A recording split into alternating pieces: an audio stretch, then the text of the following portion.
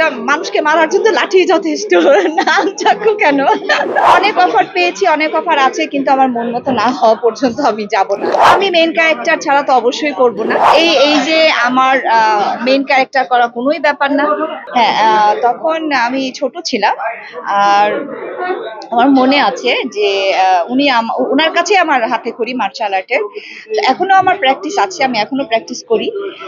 আর প্রথম যখন উনি আসেন বাসায় শেখানোর জন্য, তখন আমার খুব উৎসাহ ছিল যে আমি মার্শাল আর্ট শিখবো, এবং মনোযোগ দিয়েই আমি শিখেছি।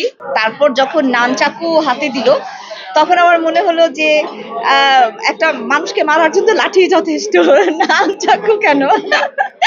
পরে আমি আমার ওস্তাদকে বললাম যে নানচাকু কেন, এটা দিয়ে তো আমি নিজেই ব্যথা পাবো। তখন বললো তুমি এটা দিয়ে ব্যথা পাবা না, এভাবে এভাবে। উনি তখন আমাকে শেখালেন যে এভাবে করতে হয়, এভাবে ধরতে হয়। তারপরে দেখা গেল যে নানচাকুটাই আমার আসলে একটা খেলার সাথী হয়ে গিয়েছিল, আমি ওটা নিয়েই থাকতাম সব সময়।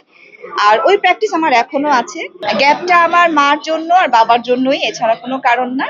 আমার বাবা ব্রেন স্ট্রোক করলেন, তারপর উনি 5 বছর বিছানায় ছিলেন, ওনাকে দেখার মতো কেউ ছিল না আমি ছাড়া।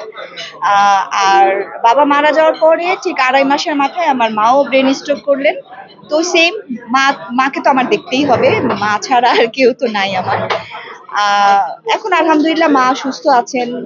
আগেও বলেছি ভালো কোনো কাজ হলে আমি করব, এখনো বলছি ভালো কাজ হলে আমি করব।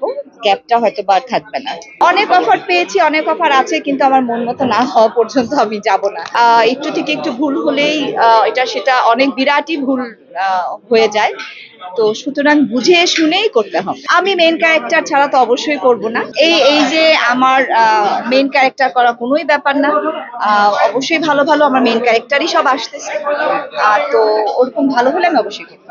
দর্শকদের জন্য একটাই বলার থাকবে যে আমার মা আপনাদের সবাইকে খুব ভালোবাসে। আর আমি জানি আপনারাও আমার মাকে খুব ভালোবাসেন। তো আমার মার জন্য দোয়া করবেন যেন আমি আরো তাড়াতাড়ি আমার মাকে সুস্থ করতে পারি। সেই শক্তিটা আল্লাহ যেন আমাকে দেয়, সেই সাহসটা যেন আল্লাহ আমাকে দেয়। আমি যেন সবসময় আমার মার পাশে থাকতে পারি। আপনারা দোয়া করবেন সবাই।